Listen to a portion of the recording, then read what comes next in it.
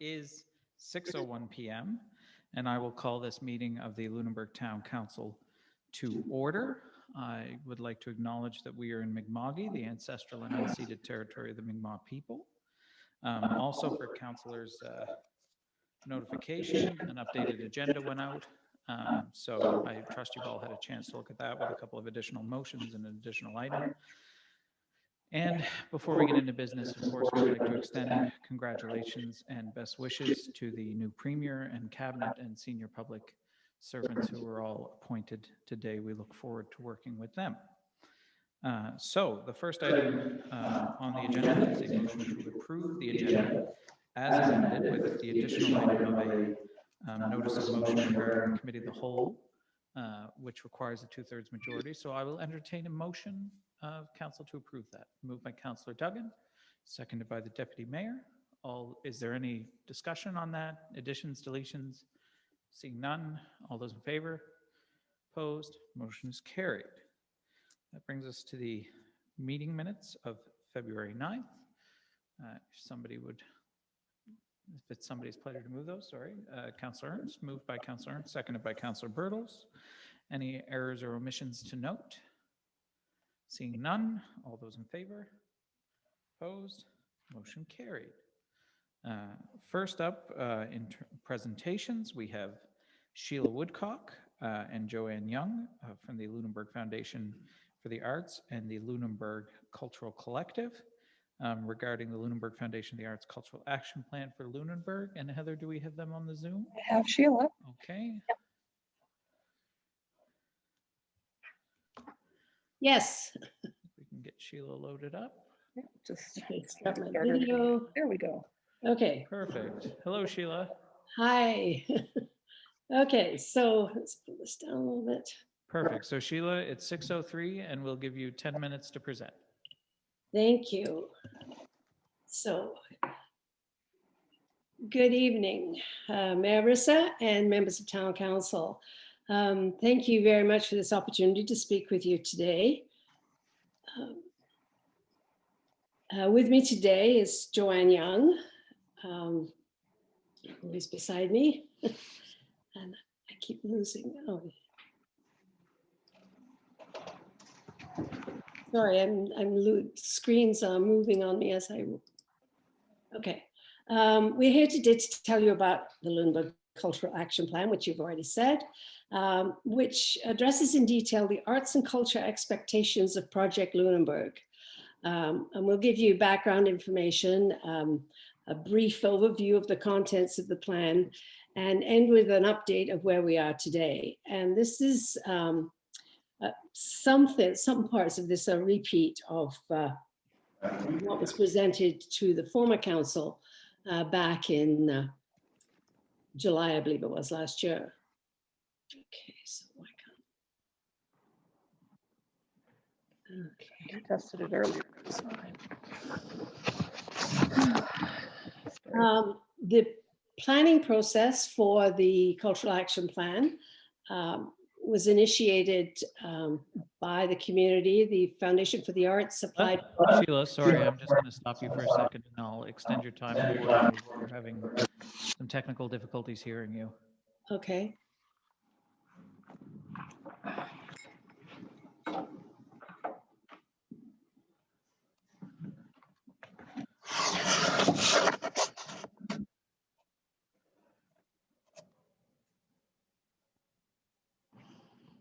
Sheila, can you try again, please? Okay. Oh, can I go ahead? No, we're still having a difficulty. No, for some reason you're not coming through on the system. Stand by. Okay. Shrink this again.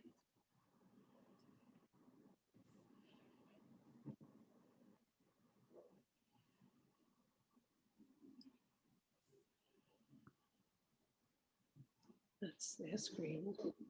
Ah, there we go. Perfect. Oh.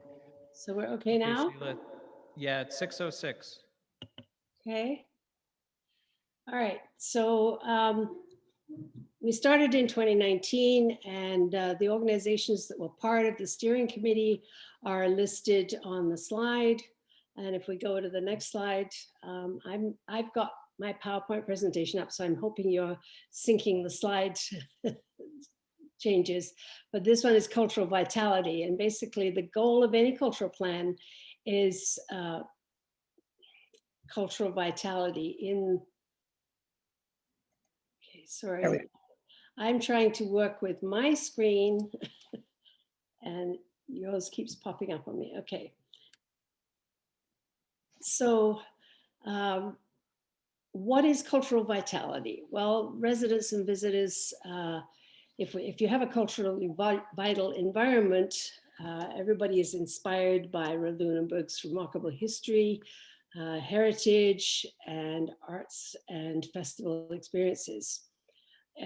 Inclusivity is prioritized in decision-making, and diverse voices and new and different faces are welcomed at all tables in Lunenburg, and the Mi'kmaq are participating in community life. And the next slide. Professional artists and cultural workers build businesses, strengthen existing facilities, organizations and events, and foster innovation. The next slide, still describing a culturally vital town. Residents of all ages participate in the cultural life of Lunenburg as leaders, learners, fun seekers, and community builders. And finally, on the next slide, cultural vitality exists when local government, the private sector, and the not-for-profit cultural sector work together to support, grow, leverage, and integrate cultural activity into long-term community sustainability. So the process that was undertaken on the next slide began in 2019. The consultants that were retained for the project were from Janice Barlow and Associates, and they set about engaging the community through several forums, which are listed on this slide, and undertook research on the cultural sector using information that was gathered using surveys, as well as face-to-face meetings and online resources, and tapping into the expertise on the steering committee. The next slide talks about the collaboration with Project Lunenburg. And some of you may have wondered why the arts and culture section in Project Lunenburg, it appears to be quite brief. It's because the Upland team was aware of this project and expected the two reports to complement one another. Rebecca Can, our lead consultant, worked closely with the Upland Planning and Design team, specifically Erica Brook, to maximize the collective resources. Our team provided the arts and culture expertise behind the two reports produced as part of Project Lunenburg, the Arts and Culture discussion paper and the What We Heard paper. And in turn, Upland Planning provided specialized analysis and mapping using baseline information that we provided and played a key role in sharing information with the local community. It was an extremely positive, collaborative working relationship. So on the next slide, so what's in the plan? Well, as a definition of culture on the next slide, it should include cultural economic sector, the cultural heritage, cultural diversity, and community identity. And so this was a wide approach taken to defining culture, and all four areas are included in both the Lunenburg Comprehensive Community Plan produced by Project Lunenburg, as well as in the Cultural Action Plan. On the next slide, it lists the key findings, and the positive ones being the high number of cultural assets in the town, higher than national average percentage of arts and culture labor force, significant tourism visitation related to cultural assets, long-standing, highly successful festivals and museums, and a cultural hub in the rejuvenated Lunenburg Academy. The cultural sector, for profit and not-for-profit, play a major role in the economic vitality and cultural richness of the town. Continuing that list on the next slide, these are the weaknesses that were identified. They include, but are not limited to, what's seen on the screen. The cultural sector basically is affected by the shortage of rental housing in the high season. It's heavily reliant on volunteers, some of whom expressed concerns of burnout in the interview process. Local theater and dance activity are not well served by the venues available to them. There's no public art gallery, and more diversity and community engagement was identified as a priority. And finally, with so much going on in Lunenburg, there is no one central place that is monitoring and supporting the full breadth of the cultural sector, which includes for-profit, not-for-profit, arts, heritage, cultural diversity, recreation, festivals, education, tourism, and community engagement. The report lists five strategic directions recommended, and they're listed on the slide here. And first and foremost, the plan proposes building on the strengths because there are a lot of them, and the five strategic directions build on what we're already doing well. On the next slide, there are 15 goals listed in the report, or in the plan, I should say. And each strategic direction has 2 or 3 goals, and these are addressed through action items that are then identified to be either short, mid, or long-term, and can be high or low in complexity. And the steering committee identified who would ideally be involved in each action item, and we've worked to identify resources to support them as well. And you'll find those tables at the back of the plan document. It's a lot. So on the next slide, where to begin? Well, goal 15 says work together. And like any major endeavor, collaboration, support, and interaction are key. We know the implementation of this plan needs the support of the town and the Board of Trade, as well as the cultural sector, needing a group of people that fully represents the diversity of culture in Lunenburg. Town Council's endorsement of the plan is a critical part of accessing resources to support implementation. What have we done so far? Well, the members of the steering committee reconvened in September of 2020, choosing a new name, which was referenced at the beginning. We've chosen to be called the Lunenburg Cultural Collective. There's a reaffirmed commitment to facilitating implementation of the plan. And the first step is communication, and then formulating plans for the short-term recommendations. And what are we asking from the town on the last slide, almost last slide? Town Council, back when it was first presented, endorsed the Cultural Action Plan in principle in August. And as previously stated, the Project Lunenburg's arts and culture recommendations are linked to the Lunenburg Cultural Action Plan.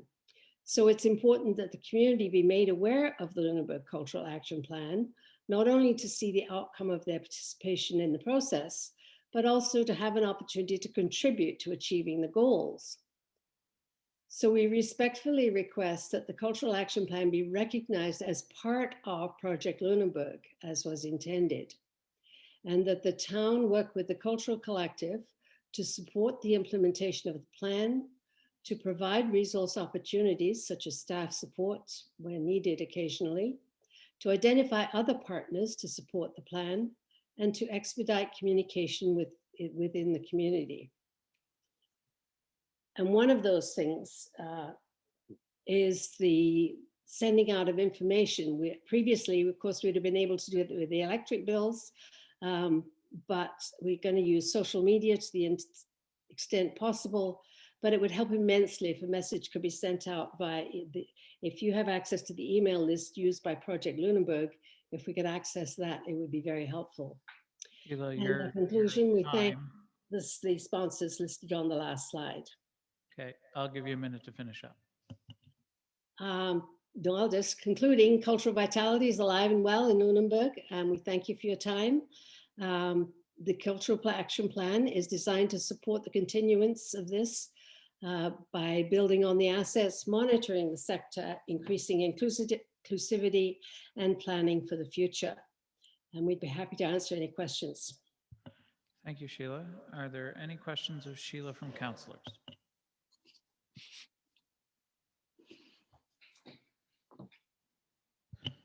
Seeing none. Oh, Councillor Halverson, sorry. Should have known. Sheila, thank you very much for a very comprehensive presentation. Is there anything in particular, I know you're asking us to adopt this, but if we don't adopt it, what timeline are you looking for us to adopt this within? Is it holding you back, waiting on our endorsement? Well, we are asking, first of all, to have assistance with resources to get the message out there that the plan exists. We do have a message that has been put together that we would like to share with the community if we can find ways to do that. And as I mentioned, if you had, I don't know if the town has the Project Lunenburg email list, but that would be one way to get it out as a possibility. We do have, I failed to mention that we do have Deputy Mayor Peter Mosher, who is part of the Lunenburg Cultural Collective. So we have that connection, which is great. But we don't have any specific requests this time other than the communication request. Thank you. Any further questions? Sorry about the feedback. Seeing none. Thank you, Sheila, for the presentation. We appreciate it. And we will move on now to the next agenda item, which is Sandy Marshall. And I know Sandy's brought Jerry Rolfson with him from the Lunenburg Waterfront Association regarding a Lunenburg Waterfront activities update. So if you gentlemen could come to the Senate hearing table here, and we'll give you 10 minutes. And Heather's got the timer all queued up. So you can...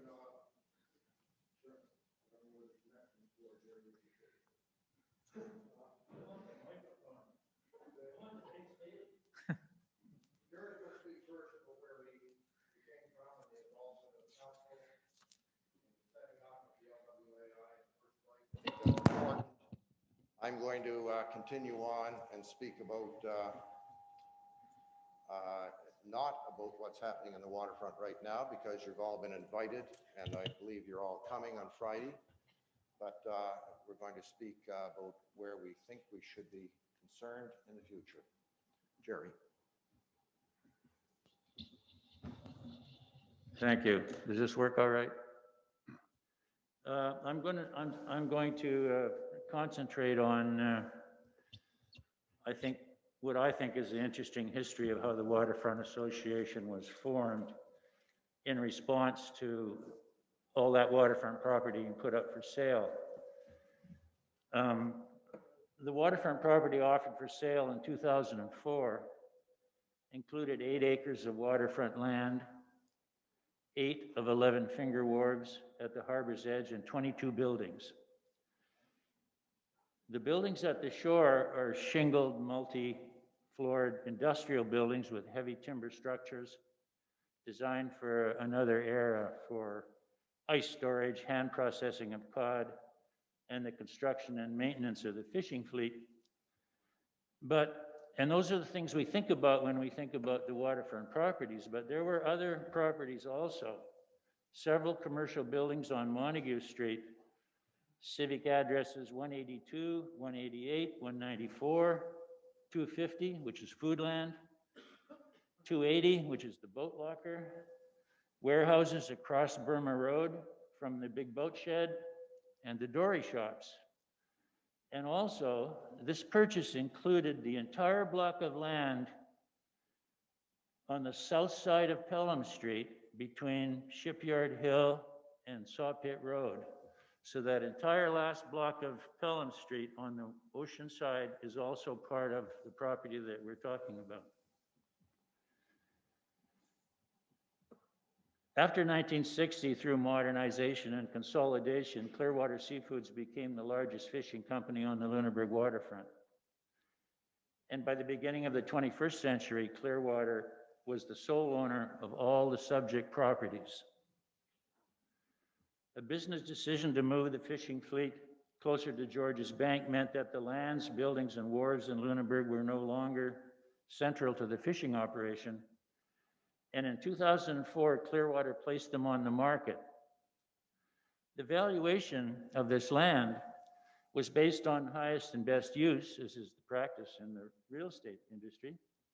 And the highest and best use was regarded not fishing, but residential development.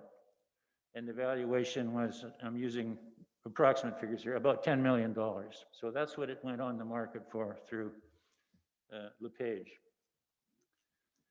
With the waterfront's future uncertain and with the specter of residential development for seasonal occupancy as a worst-case scenario, the town council decided that the community should determine together the best future for Lunenburg's waterfront.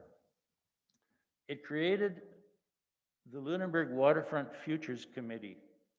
This committee, chaired by Mayor Mawhinney, brought together a selection of councilors, staff, waterfront businesses, expert residents, and staff from ACOA and the acting CAO of Waterfront Development Corporation.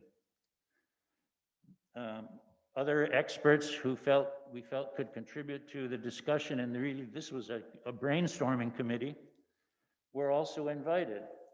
The late Peter Baker, the finance minister, began to sit in on these meetings. But then he thought about the optics of doing that and recused himself.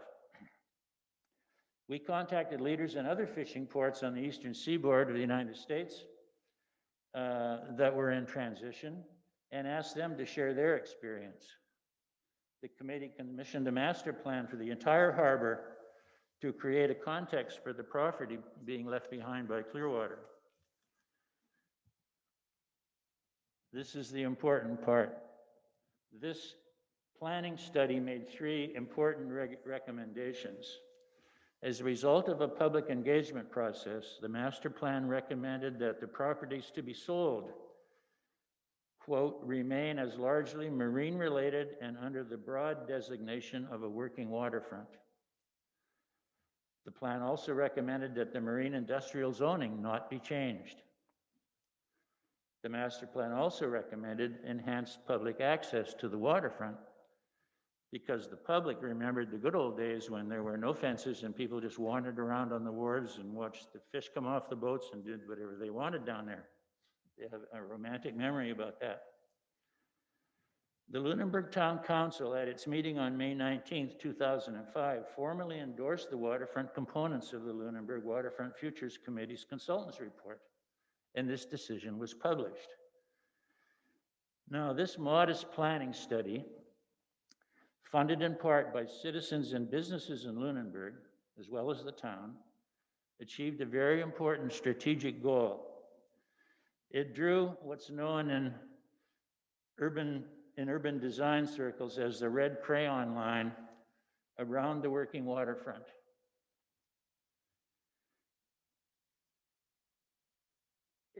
And inside the red crayon line was the message, no residential development. That was what the report really did. That was its major achievement. And the market price for all this land suddenly dropped by 50%. So now it was for sale for between $4 and $5 million. This idea of the red crayon line is not a new one.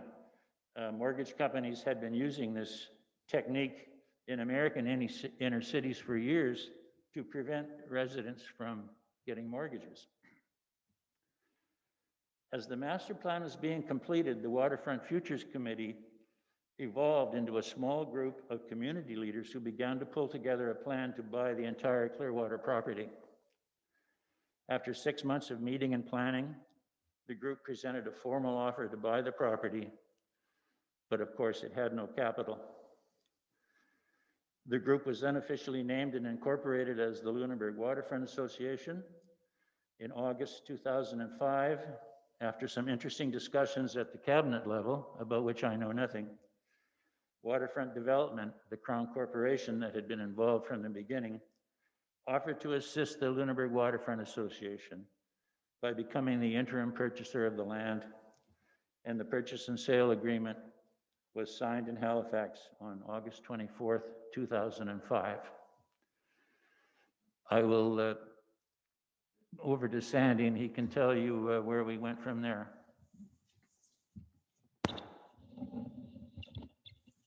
I'm watching the time nervously. However, what came out of that, where he left off, was really the formation of the Lunenburg Steering Committee, which was a memorandum of agreement between the province and the LWAI, of which the mayor has always been part, and that exists to this day and speaks together monthly about the decisions that are going on in the waterfront. What I want to say today is Lunenburg's a gem. It hasn't become less attractive in the last year. A UNESCO city, safe, healthy country, close to one of the world's largest, richest markets. It's wonderfully unspoiled, rural, uncrowded, undeveloped, really. And we must remind ourselves not to take that for granted. The LWAI Memorandum of Association starts with securing as our objective, securing, protecting, and perpetuating the unique heritage of the working waterfront of the town of Lunenburg and of Lunenburg Bay outside the town, including waterfront and harbor seabed, which is quite prescient, really. With recent progress of our waterfront going on right now, we feel that with the LWAI, we've looked ahead and said, what should we put as a vision in front of us? We feel the town must include a vision and a set of objectives for the whole harbor, beyond just the working waterfront and beyond the boundaries of the town. Harbor management, significant vistas, which are the town's brand, are outside your control, and they shouldn't be, considering where we're going.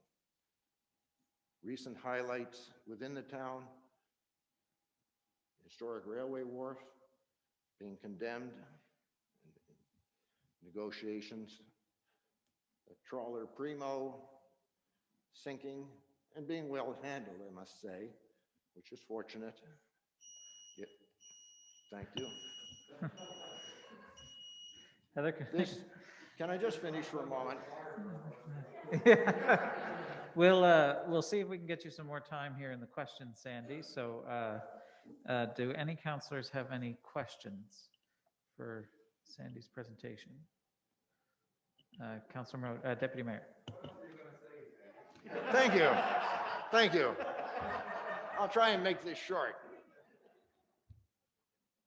We think the planning requires an all-government awareness of this council. The coordination of the goals of the municipality, the province, and really a confusing myriad of government departments. And without long-term coordinated vision and unified approach of all levels of government concerned with the whole harbor, the town's aspirations, its branding really is exceedingly vulnerable. We've been fortunate in Lunenburg to be entrusted with significant financial investment and planning, the benefit of planning, made by the province of Nova Scotia on behalf of the people of Nova Scotia. Sustaining that trust and the trust of others, the World UNESCO site, the trust of the citizens of the town, we believe requires coordinated goals from those other, or coordinating our goals with those other governments. It's essential to Lunenburg's future success. The LWAI will continue to represent this view. During the past year or so, LWAI has spoken with town officials and presented to Project Lunenburg our concerns for the need for the whole harbor vision. We do believe we're being heard. We look forward to continuing the discussion. I'm sorry we went over, but No. that's it. You were asked a question and you answered the question. So you didn't go over it. I still have 4 minutes left for questions, if there are any further questions of members of council. Okay, seeing none. That takes us on to our first piece of unfinished. Thank you. Thank you, Sandy. Thank you, Jerry. Sorry for that. That takes us on to our business. There are no correspondence or petitions. We move on to unfinished business. And the first item is 7A, the wastewater treatment plant pre-design engineering proposed RFP award with a staff motion and report. And I see that our engineer and our consulting engineer are with us, and I will give them 10 minutes to present their report.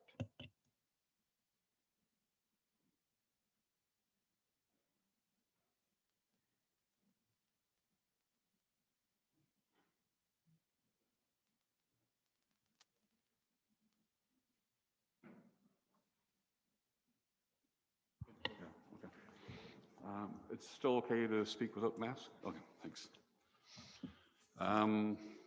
So everyone's got the memos that we sent in, and I'll just go over it, and I guess questions after. I won't spend a lot of time on the background, but as we left off in, I think it was early December, we had the plant tour and the meeting hereafter, and had discussed on about the content of the RFP. So we did do those sort of adjustments in there to make sure we had the sort of tables open in terms of options to review, et cetera. I don't think I'll go into the background too much, but other than we've obviously had problems with the plant itself and with the outfall. A number of studies have led up to this point where we've basically been collecting data to be able to make the proper assessments that we need to, and to provide the engineering data that would be required to launch into a pre-design stage.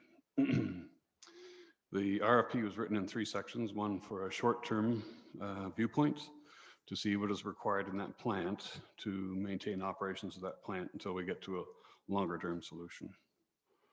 The longer term being an extended life span of the plant that accommodates future needs, as well as Project Lunenburg sort of objectives for town growth, and looking at leaving our options open in terms of what type of technology we'd be using for that. Secondly, we had the building condition assessment, which was to look at the actual structures on the site and to determine what is required basically for the base buildings to maintain future operations into the long-term future. And then for the outfall, the objective was to look at 2 options. One of an extension of where the current location is, and secondly, to look at a new route over land. Basically, the deliverables of the RFP are the option selections. Obviously, a lot of discussion going on during that process. Plans, layouts, and estimates. This will enable, at that point, the town to have selected a preferred option where there are options to consider, and to be able to proceed to the next stages, which would be into detailed design. We have confirmed with the bidders that our timelines are still valid, so we're looking for a June 30th of this year for completion. And just to remind folks that this is not all encompassing in terms of everything that's related, associated with our wastewater. We do still have issues related to saltwater intrusion, et cetera, but those are being dealt with separately. This is strictly the wastewater treatment plant and the outfall.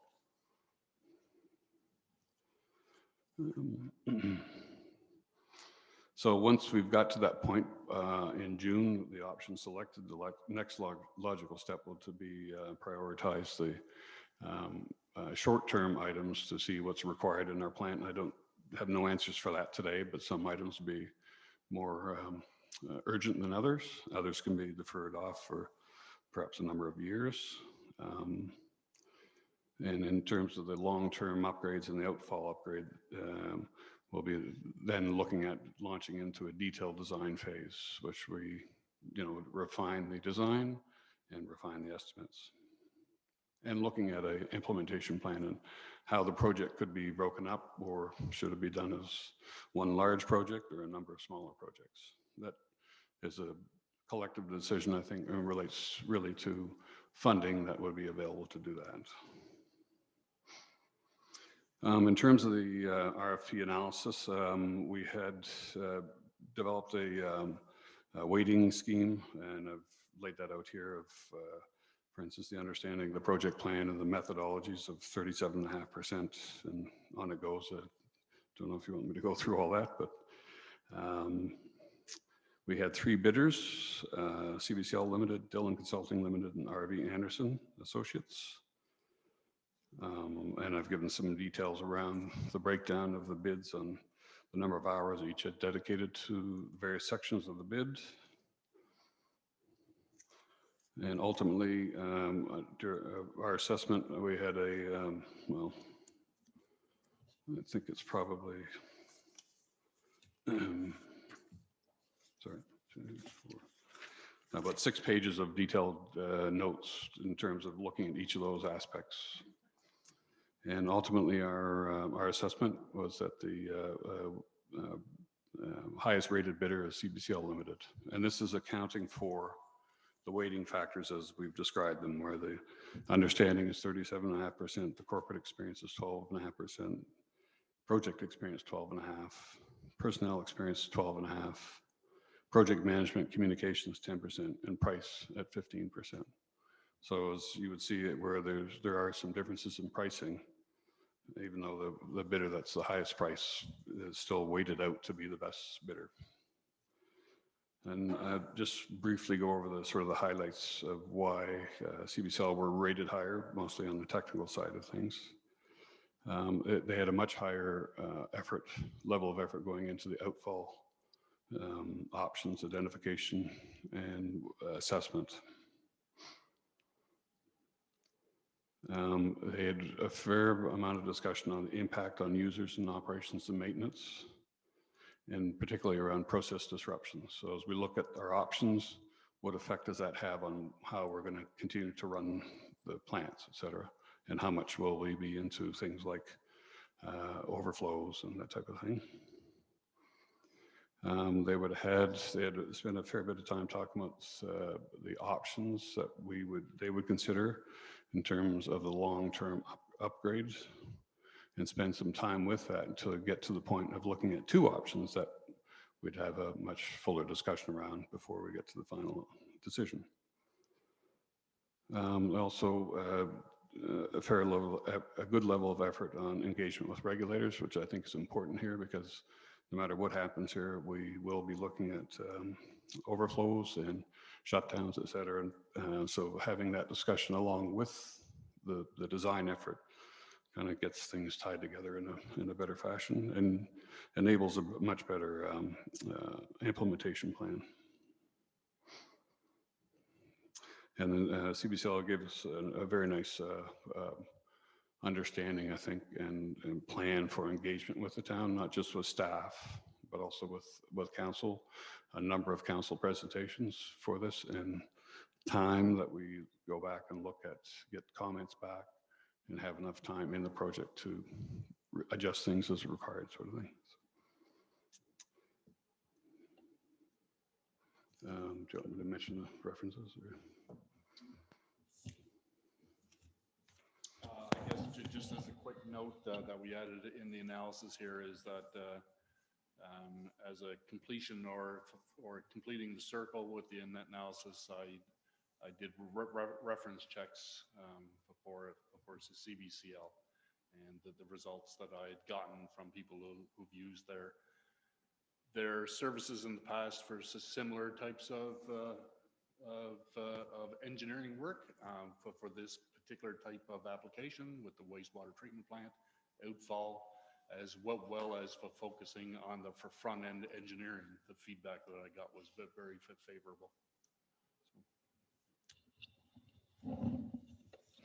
And just lastly, in the memo, I've put a table together of sort of the key kind of elements that really relate to council's interests, and not the only interest, obviously, but I won't go through all those, but it does give you a good overview of what sort of reports you can expect to see, meetings that we would have throughout the course of this, the presentations, a little discussion around the risks and impacts, which I think are pretty important to us in terms of the operations as well as other impacts.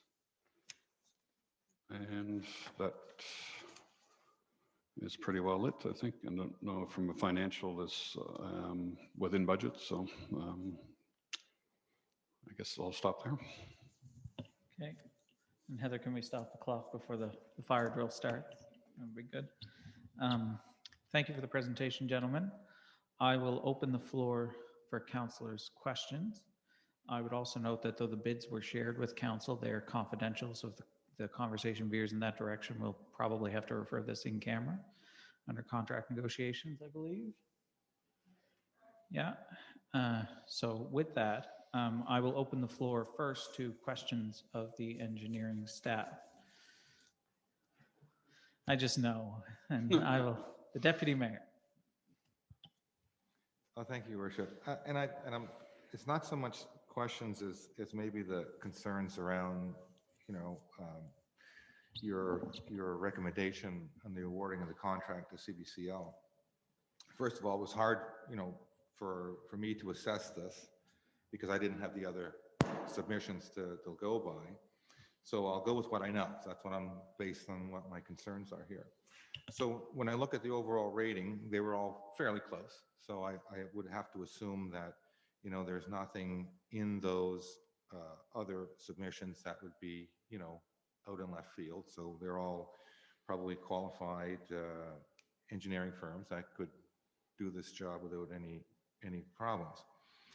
So that brings me to, being the highest bidder being suggested to be awarded to for this contract. And although it's based on the weighting system, that again, that's where some of the factors, the weighting factors are, in my opinion, like skewed to CBCL's favor. They've been working, they prepared the RFP for one thing, which gives them, in my mind, an advantage. They've been working hand to hand with staff and any other independent agency that comes into that plant since September of 2019 for sure, right? Since Dorian, they've been practically an employee of ours, so they have an overall better understanding of what's going down there than anyone, which again gives them an advantage. And then when you put that weighting of understanding a project in a 37.5 projectile, that really skewers it over to CBCL. So I just did a little exercise, and I know this is rough math. If I would give price 37.5% and the understanding the project 15, just switch those two out and around. And I would assume that CBCL would get 0 in price because they were the highest. And I would assume Dillon would get 10, based on them being the lowest. So with the way that's currently weighted, that would give 0 points to CBCL and 1.5 to Dillon. And then when you look at it under the understanding, obviously CBCL would score 10, and I would give, assuming Dillon, they did a peer review, they know a little something what's going on down there, I gave them a 5. So if you give them 37.5% on each one of those scores, that gives CBCL 3.75, and it gives Dillon 1.875. So you add those two up, CBCL gets 3.75 and Dillon gets 3.375. So it's fairly close. But now as you reverse that around and you give the price, the heavier weighting, CBCL again scores the same point system, 0, so they get 0 for their 15%.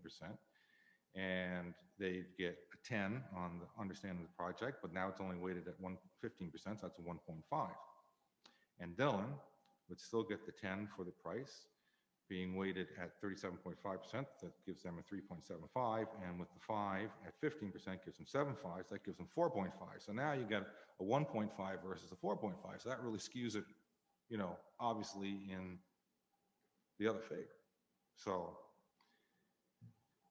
you know, and then just overall, just the optics of, you know, them preparing the thing, them being almost one of our employees, and then we're awarding them the contract. And they haven't have a perfect track record with us because we did have a botched up engineering design on Brook Street. So, you know, we have our own bad experience with CBCL. And I think it might be just time to get some new blood down there and have a different, you know, view on things. So I'm not sure that constitutes a question. I know. I Well, just, it doesn't really constitute quite, that's my concern. So, you know, constitutes a I would concern, say, yeah. you know, given the recommendation, I mean, I have a choice to either, you know, put the motion forward and try to defeat it, which my comments would obviously do that, or let it die on the floor and see what happens there. Well, we'll get to the motion in a minute. I was just teasing. We'll give staff a chance to respond to your concerns, and then we'll see if other councillors have questions. And if anybody wants to put a motion forward after that, then they're more than welcome. Yeah. Well, I guess I would say that a couple things. One is the weighting factors are very subjective, obviously. So, you know, having seen what I've seen since I've been here and listened to concerns of council and others, that we're looking for a solution here. And that's the most important thing. So the understanding what's needed here is absolutely the most vital thing we need to do. Price is not the most vital thing at this stage. That's reflected on what we developed as a weighting criteria, which is ours, was not CBCL's. All the bidders knew what the weighting criteria were. It was published in the RFP, so they knew what that should have told them where our emphasis was when they were bidding on it. So which is fine. It doesn't mean that's right. It's subjective. So that's why we end up where we are. I had the same concern about being, you know, centric towards one company here. So I was very careful, making very, very careful notes, and I asked others to review it to make sure I wasn't, you know, predisposed to saying, well, that's better. It's clearly a better RFP. There's no question about it. Are the other companies good qualified companies? Yes, they are. They're good reputations. For our specific project, they didn't rate us highly, in my opinion, both in personnel, both in understanding, and in their experience. So, you know, those were fair assessments of it. The rating system, subjective. Somebody else, if you want a different rating system, that's fine. Let's discuss it. And in terms of us, you know, tending to this company all the time, quite conscious of it. And the optics, I agree. Are we always pushing it this way? Well, yeah, I'm conscious of that. And I don't think I was in my assessment, but yeah. Okay. I have Councillor Halverson. Thank you. I think we're all on the same page here. I want to echo what the Deputy Mayor had to say about the way this weighting is skewed. At first glance, you know, obviously 37.5% is the largest percentage by far of any of this coming at it, understanding the plan, and the fact that they have such a history. My question is, when you derive this Rubicon on how this is going to be assessed, is there a standard, is there an industry standard on how these are developed, or is this always a subjective process? Pretty well always subjective. I mean, there's no standard saying, oh, we're doing a wastewater treatment plant, therefore we'll use these weighting factors. No. But I mean, if you're going to tender out any large capital project, and that sort of allotment of weighting factors, you mean? Sorry. Well, yeah, like what are the criteria you're looking at? When I'm looking at, you know, the 6 that you've laid out here, are these a standard 6, or are these? Yes. Yeah. Okay. Yeah, they would be. Yeah, absolutely. And then the weighting is what is subjective. Yeah. For each individual. And project. those are, you know, some projects that are very, you know, pretty straightforward. Build me a box. Well, I'm not going to, you know, there's going to be more weighting on the financial end of that because it's a box, right? It's not a big deal, right? Versus others that are more complex. If you look at 37.5%, what I could have written that as 37.5% of technical understanding of the project and 37.5% experience. But I broke those out into corporate, project, and personnel experience. So you can look at it, both experience and understanding are both 37.5%. I just expressed, I had the same reservations that the deputy mayor expressed too. I mean, we know the history with Brook Street, and I don't know, I do have concerns about the way this is weighted. I won't belabor your point. It's already been expressed quite well, so I'll leave it at that, but thank you for your explanation. So if I could expand upon that? Yes. Certainly, Dennis. Sure. Excuse me. So you all know that I'm new to the town, and I have spent the 30 years of my past life with heavy industries similar to this, and I've seen it from both sides, but both as an operator, as we are here, and also from a consultancy side. And just to reiterate that these areas are a typical thing that you would use to judge a proposal. That these 6 areas are pretty typical. And a lot of times when you start evaluating the price, it comes down to your own application and your own justification and your own thoughts about this. And I feel that the price is in a proper location for this, and especially because we're in the front end of the engineering design. You do not want to scrimp and save nickels and dimes on the front end kind of thing. You want to be able to have the people who are in there who are going to be able to understand the issues and the application, and have the right people with the right experiences and talents in order to do this.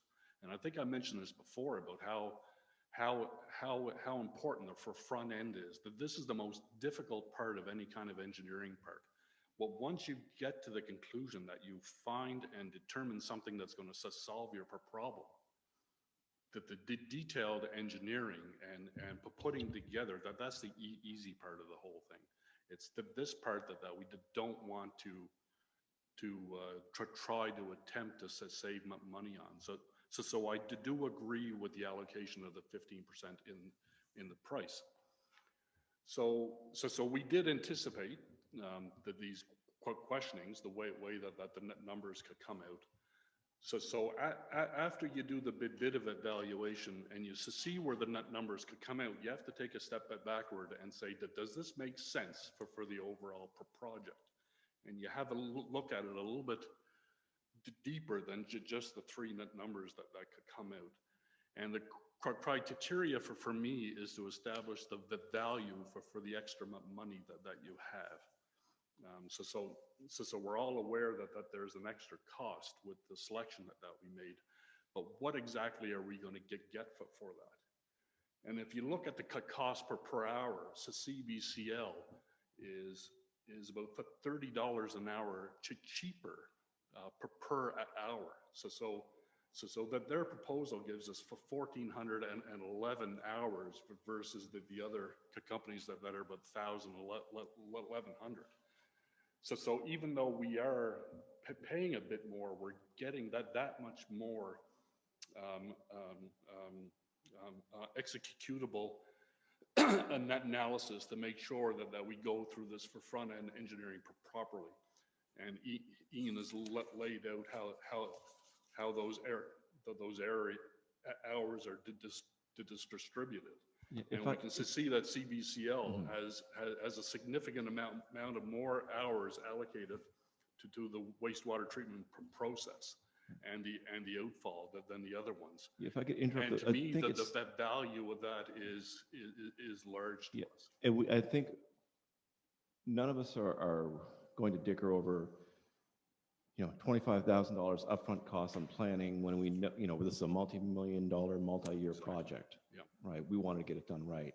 It's more about, did we get did we make the right decision in, or, is the right person selected here? And, my question to you, you mentioned earlier in some of the projects that you were involved with on both sides, that this is standard. How many of those can you think of where, a consultant who's had dealings with an organization previously, and then placed a bid were the winners on that eventual bid? Is it normal that somebody who's had more intimate knowledge with, an organization generally comes out on top? In the instance I'm looking at, like CBCL, where we've contracted them to do a great deal of work here over the last couple of years. Yeah. In that kind of instance, is it generally accepted that a company in that position is going to be the victorious bidder? It isn't a given for sure, but it is. I've seen it in my past that the company that does have the lowest bid that doesn't make the selection, because there's so many other factors that you have to evaluate as well, and that's the case with this is that we're getting so much more of a value in our mind to the CBCL bid, but it is of the value to us because they are so familiar with our plant as well. Thank right. you. Right. Councillor That is Sanford? valuable. Thank you. I just want to say that I agree with the concerns that have been expressed by Deputy Mayor Mosier and Councillor Halverson, and I'm so grateful, Peter, that you brought up the numbers part of it, because numbers aren't my strength. So I took a different route because I really felt at the end of the day that the process was biased to favor CBCL, and I really wasn't quite sure. So I looked at different aspects of it. And I just want to go back for a couple of minutes, if you bear with me. Kathy Cox-Brown, in our training on the Nova Scotia Municipal Finance Indicators, November 27th, when we're all brand new and up to our eyeballs in training, spoke to a high reliance on one business creates risk. And I thought about that. That kind of stayed with me. Now, she was talking about it in the context of finance and tax. But there's another even older point. Don't put all your eggs in one basket. That's been around for a long time, that everybody speaks to in relation to pretty much all things. You look at it from a whole. I had requested, and the communication I got is that CBCL has, and if I have the numbers correctly, it's been awarded 18 contracts between 2016 and 2021. 18 contracts. So they should have the inside scoop as to, what's going on if they've worked that many times with the town. I feel that what it's doing is perpetuating an over-reliance on one business in a multi-million-dollar expenditure that we're going to be undertaking over time. And there's been big investment to date. I did note that the RFP max for the project budget was $200,000, and I noted in the finance pieces that this really was at the max. So knowing, again, I feel there's a slant there, knowing all the work that's been done, are we setting up a perception that, oh, this is going to be, this is going to be a given? So we're going to do this, we'll do it to the max, and that concerns me, because at the end of the day, we are spending taxpayer dollars. So while to your point, Dennis, I completely agree, sometimes it's not always about the cheapest is the best, but then that brings me around to another concern. I've heard that there is a concern expressed, Deputy Mayor Mosier, with regards to some work on Brook Street. So I'm thinking, okay, what is the best value for dollar, right? So I'm kind of looking at that as well. And again, I have to say that, are we getting the quality for the dollar that we're spending? And I'm not convinced. And again, I just feel the process was biased to favor CBCL. So, thank you. Yeah, so we'll give staff an opportunity to respond. I don't know if I can say any more than I've already said in terms of trying to not be biased in terms of assessing, but in terms of, if you take our comments regarding the technical content of what we read and apply a different weighting formula, very much could come up with a different answer. And if that's what you're looking for, then give us a different weighting scenario and we'll assess. I don't think that changes our assessment of the technical content of what we read. We have itemized things here through each category of what we're looking for, and it was clearly laid out in the RFP. And so we rate against that, and we rate from 0 to 10. I mean, if you don't mention something, you get 0. If you mention it, you start scoring, basically.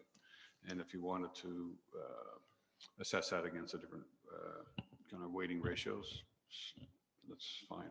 Other than that, other than saying we're just going to go and take the second rated bidder, it's another option, I guess. But, What are your thoughts on an over-reliance on an individual engineering firm? be perfectly honest, I don't have a great deal of experience in civil, this type of municipal engineering. I mean, it's not my long-term background.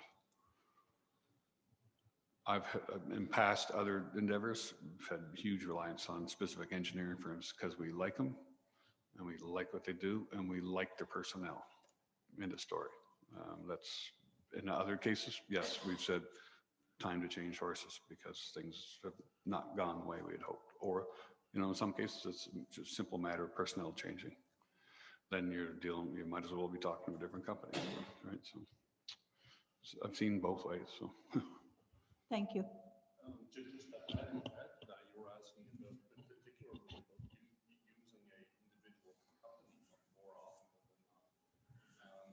I belong to organizations where an operating company actually seeks out a strategic alliance partner in the engineering field, and could go through an RFP process to decide on an engineering company to partner with for their engineering uses. So there's the benefits and pros on both sides, right? You were talking about the variety of the new information, but these organizations that do look to develop strategic alliances, that there's the benefits to that in the long term. You actually get engineers who understand intimately your operation and your equipment and all that stuff because they are working at it over and over again, and they have to start to develop ownership and reactionary to things that's almost as if they're a part of the team as well. So I have worked in that kind of scenario for many years, and you can also have strategic alliances like that where you get the benefits with rates as well. In order to get guaranteed work, you would get guaranteed lower rates as well. So I have seen strategic alliances where they're very effective. Okay, I have Councillor Halverson again. I just want to say, Dennis, I understand where you're coming from. And, you know, my past career, I've dealt with suppliers before, and it's exactly that situation where you find somebody basically you like to work with, they have what you need, you trust their opinion, and you go with them. But at this juncture, this RFP is not that, right? We are a municipal body, and we're bound by provincial regulation to put things out to tender and to assess these on their individual merits. I mean, maybe at some point we could look at some kind of partnership like that, but in the meantime, I think we really. That's the reason we have the objections we do, is because we're trying to maintain, and again, this is not I want to make sure you understand, like, this is not a comment on the work you're doing. We appreciate everything you've done and the amount of effort that went into this, and trying to keep this weighting as independent as possible. But when we're looking at this, we're trying to make sure that, we're not giving it all to one company. They may be the best according to this weighting system, but we have to make sure that we're looking after our the taxpayers' dollars here. Yeah, just to clarify, I was mentioning that example not as saying that that's where we're in now. I was answering the question if those type of relationships exist. But that was not my experience. Okay. I'm sensing that the CAO would like to weigh in. If I may, Your Worship, You just two, certainly may. thank you, Your Worship, just 2 quick points. Some of the projects, and council might be referring to a summary of projects that were done since 2016 by CBCL, and there's probably some that predate that as well too.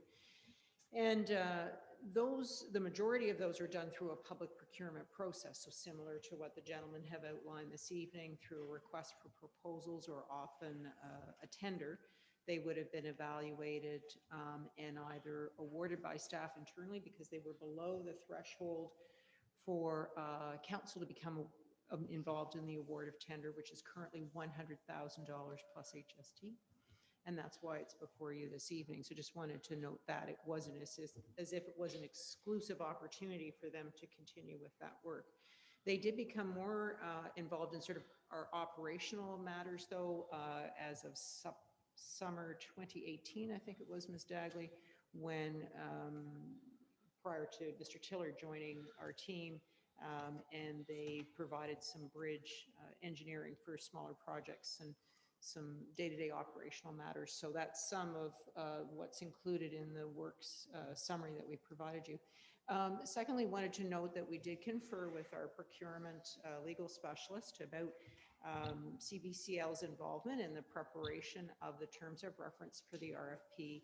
And he advised us that that was acceptable if it was disclosed in the terms of reference document that forms the basis of the request for proposal, so that all bidders know that they have had that background involvement.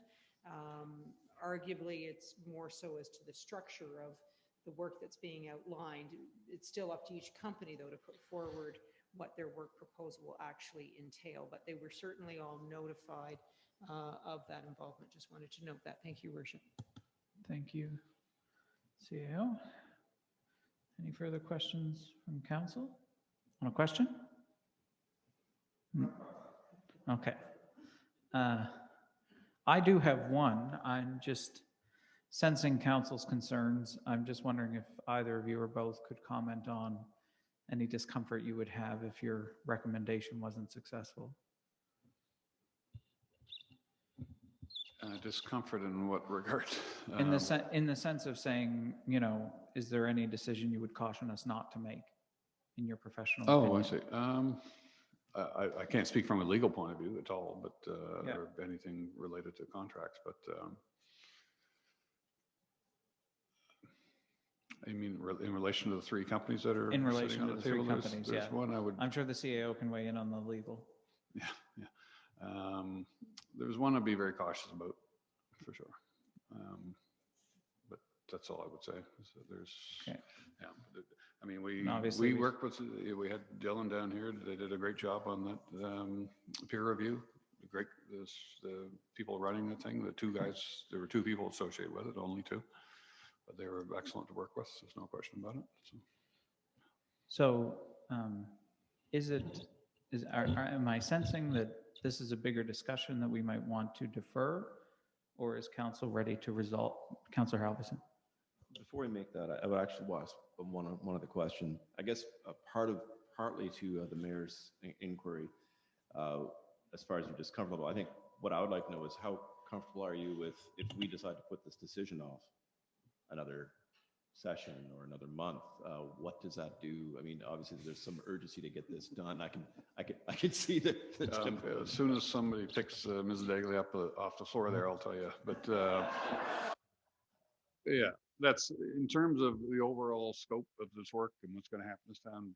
Absolutely no impact. Well, I shouldn't say no impact, but minor amount of impact in terms of funding and whatnot. It's a different matter. Right? But in terms of and when I said defer, I meant to like a special meeting Thursday. I didn't mean until March the 9th. Deputy Mayor. Well, just to reiterate what the mayor said, so, you know, so there's no red flags with any of the other contenders that are in there. I guess that's really what, you know, what we want to know. Let me put it to you this way. I don't, I think a bit more discussion would be required, and maybe look at specific areas of this to say, okay, how important is this to you? And here's what I saw in the bids, that this is a good strong point. It's not so strong over here. or doesn't have as much experience on this. So if you don't think it's that important, maybe it's not that big a deal. If you do think it's important, maybe it is a big deal that they don't have. So they have that kind of discussion. Yeah, Councillor Duggan? This is one of those decisions where I feel like we cannot afford to get it wrong. And I guess to that point, I don't know if I would be comfortable making a decision right now, but I don't know how everybody else feels. It just feels like there are a lot of things that could be discussed further. And that, like, I'm just looking, there were a lot of concerns brought up tonight. And so I'm not sure how everybody else feels, but I'm not feeling super confident about making a decision. And I just looked to the CEO to see how long this could be deferred or when a special meeting could be pulled together if needed. Oh, as soon as you'd like, your worship, you do have a committee of the whole meeting on March 2, but that is, you know, a week off. So certainly if you wanted to meet any time before then, though. Deputy Mayor? Well, we do have an in-camera meeting scheduled tonight, and if we wanted to dig into, you know, some of the confidential things in those contracts, well, then we could do that tonight, and maybe that would put our minds at ease. Okay, so I'm sensing that councillors would like to see this referred for a more in-depth discussion in camera tonight and for a potential resolution there in public session when we return.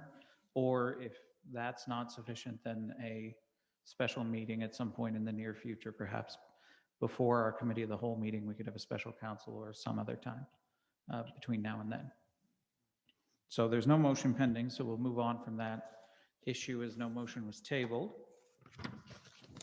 That brings us to a number of procedural items.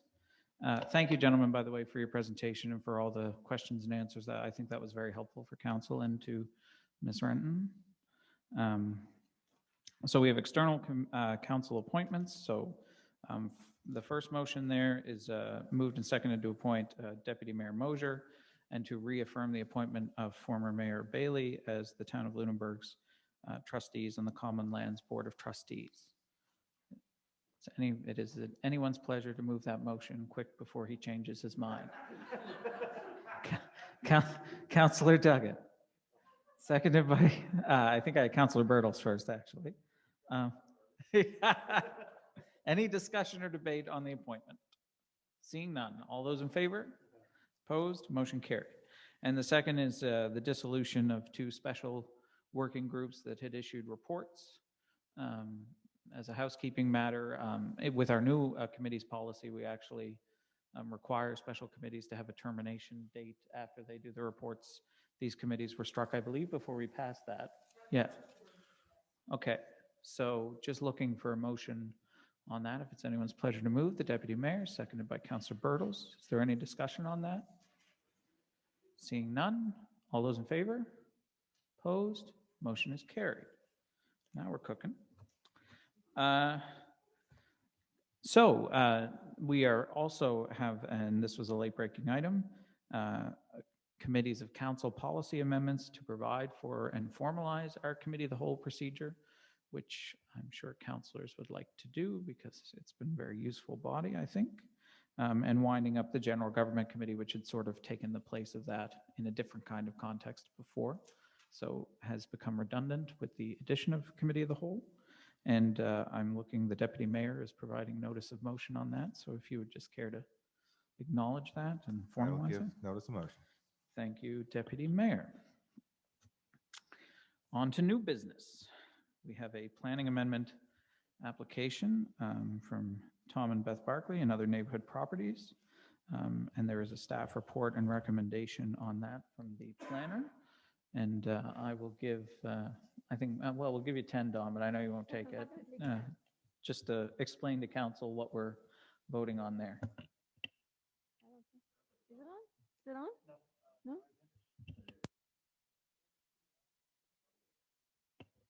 Okay, okay. So this is a land use bylaw text amendment. And what you have to know about this is it's in the marine industrial zone. And in the marine industrial zone, you can't have any new residential uses. There are uses that are in the marine industrial zone and they're listed. there's 7 of them listed, 29 Falkland, 49 Falkland, goes on. No, what this application is for properties that are not listed. The Barclay property, and they're all existing residential. I mean, they've been existing for a long time. 200 Montagues from 1827, and the other 2 properties from 1885, so they are existing. And what they want to do is to be added into the land use bylaw so that they will have residential property rights, and that's the long and short of it. So the motion tonight is to accept the application and then send it to staff and to the Planning Advisory Committee, and that the Planning Advisory Committee is authorized to have a public information meeting, which is required under your public participation program. Thank you, Ms. Sutherland. And and correct me at any point here if I'm wrong, but just for counselors who may not have been through this before. So then what Planning Advisory would make a recommendation back to council regarding whether or not to go forward with the plan amendment, and we'd have to go through a public hearing and second reading. Full planning application, right? So it goes to the Planning Advisory Committee, and they have a public information meeting, and then they'll make a recommendation to council. Council will take it in, have first reading, send it to a public hearing, advertise, second reading, and then off it goes to appeal for 2 weeks. Yeah. So it's 4 to 6 months. Yeah. By which time we'll probably have our new land use bylaws on the books. It might be in place for a month. So the recommendation is to refer.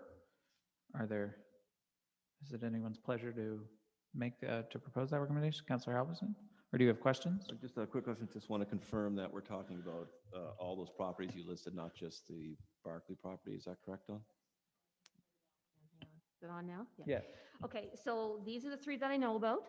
I will be doing an analysis, and I don't know if there's any more there. So the Barclays made the application, and then there was an addition to it with the 2 other properties. But I will be looking around to see if there's another house that's been there since 1800. I just want to make sure we capture all of those when we send that to PAC, so we're not having to get back. Yeah, well, there's a motion. Yep. Okay. Yeah. All right. So make sure it's all there. Sounds like We'll- I's dotted, T's crossed, all that. Yeah, it's not making. Okay. We will definitely measure twice and cut once. Exactly. Any further questions of Don? Councillor Sanford. I have a question, and I apologize, but it comes with being new and not understanding. So please help me to understand this. Based on the communication that came from the Barclays, and it doesn't matter whether it's Barclays or Mr. Smith or Tom Jones, right? The point is, if I understand correctly from the initial communication, these 3 properties were originally included and identified as being residential properties in one plan. And if I understand correctly, in 2012 maybe was the year that there was a new plan introduced at which these 3 properties appeared as marine industrial only. Is that correct? I'll let the planner speak to that. No, that's not. Okay. So we have to go back to 1996. And what planners do is they do an existing land use inventory. And the Barclay property was identified as being 3 units, residential use. And it just shows like little dots for, it was just plain residential. So the other properties, 200 and 268, were just shown on the land use survey as residential uses. And back in 96, the Barclay property it's called a converted dwelling or converted building at the time, which means 3 units. And they had property rights at that time. So they were permitted in the 1996 land use bylaw. And then when it was revised, that provision was dropped. So it lost its property rights. Now the other 2 properties were never listed. And without getting into a complete analysis, there are reasons for and against that. And I don't know if it was on purpose or not. I think it was, because it's right deep into the marine industrial designation. So if- Councillor Sam. through the chair, so in the revision, that provision was dropped. So would those three It was on- property owners have been notified of that? No, it was only dropped for the Barclay property, the 3-unit. The other two were never listed in the zone. So they never had those residential property rights. They're non-conforming. Okay, so through the chair, would the Barclays have received notice that that provision was dropped? I don't know. It certainly would have followed the MGA to be advertised. I haven't gone back into the files to see if they had received notification. Probably not, because probably Mr. Barclay was on council at the time. Okay. He probably would have noticed that. So there should be a record then. Yeah, I just got the application. I haven't gone through any of that. I guess what concerns me is, and again, it wouldn't matter who's making the application, if there's been an omission from something and a town resident brings it to our attention, is it reasonable and realistic to expect an individual to pay significant amount of money, complete an application, and go through a time process in order to have an omission corrected? So I don't understand. So I think the point that the planner is making is that we're not certain it was an omission. That's correct, because there are Okay. converted buildings listed in other zones. Yeah. And this Okay. is marine industrial, where you're trying to not have residential. Yeah. So it could have been very purposeful. I don't Okay. know. Okay, thank you. It's not Appreciate it. uncommon, it's Yeah. not uncommon to do that. Any further questions of Ms. Sutherland? Seeing none, is it anyone's pleasure to move the recommended motion? Councillor Halverson moving the motion, seconded by Councillor Ernst. All those in favor? Opposed? Motion is carried. That takes us on to the Angus Walters House, artifacts proposed donation to the Fisheries Museum of the Atlantic. There was a staff report and draft motion to that effect. Yes, Councillor Ernst? If I can just mention something related to that. Two things, actually, just on the initial items that the Fisheries Museum has requested. More, nothing too much, but for the sake of clarification, in our stuff, item 10 is referred to as a photograph of a young Captain Angus Walters. That's actually his son Bernard, better known as Spike Walters, in the photo. So just that's me being nitpicky. Otherwise, I had. Yes. I did know Mr. Walters, but Councillor but no, Ernst's not- attention to detail never ceases to amaze. So. Also, since this request has been put in, I personally had Mr. Morrison, the curator at the Fisheries Museum, to look at the remaining Angus Walters items that are currently in town storage. And there were a couple things that were put aside as potential interest, and I don't know if those can be tacked onto this. I'm just trying to remember through my mind. It was things like Angus's top hat, a ship-to-shore radio, a make-and-break engine starter, some photographs, documents, books, etc. Items that certainly would be very important to the museums. So I'm thinking, just in the sake of timing, where the Blue Nose 100 or the centenary of the Blue Nose launches next month, for the sake of getting these in sooner rather than later, I don't know if that's something that can be tacked onto these as well. I will look to council for any objection, or staff, if that can just be rolled in. Sounds good. And we'll leave it to staff to catalog the items in the motion. And hopefully we don't have to discuss the contents of the house after this. I will look to councillors for a motion to approve. Moved by Councillor Duggan, seconded by Councillor Sanford. Is there any discussion or debate?